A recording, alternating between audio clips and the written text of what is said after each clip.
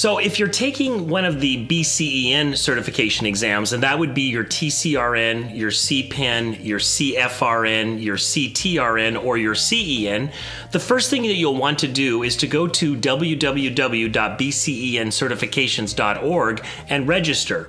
Now, the registration is pretty easy. When you get there, there's a quick downloadable application that you can do online and submit. Once you submit it, you will get an authorization to write email. Now, this email will have in it the letter that you will need to take the exam, and there'll be a whole packet of information that will come with it, telling you, for example, where you can take the exam, where the testing centers are.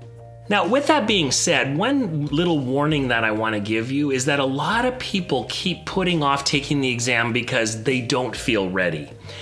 Honestly, a lot of you will probably never feel ready to take the exam, and it's an excuse you can stand behind forever.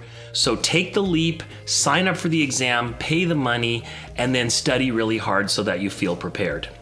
Develop a study plan that you're willing to stick to. If you just go at studying without a plan, there's a strong likelihood that you will often not study until the last minute, and that's the worst thing that you can do. After you've studied for a while, I highly recommend that you assess your readiness. Now, how do you assess readiness? By taking practice exams or practice questions. If you're consistently getting 75% of the questions right, that's a good litmus test that you're probably ready to take the exam, or at least not study that area anymore. If you're consistently getting less than 75%, that's a good indication for you to study a little bit more. I hope these tips have helped you, and as you start down your journey towards certification, we have a whole bunch of these videos available on preparing for the certification exam, so make sure to watch the others for additional tips.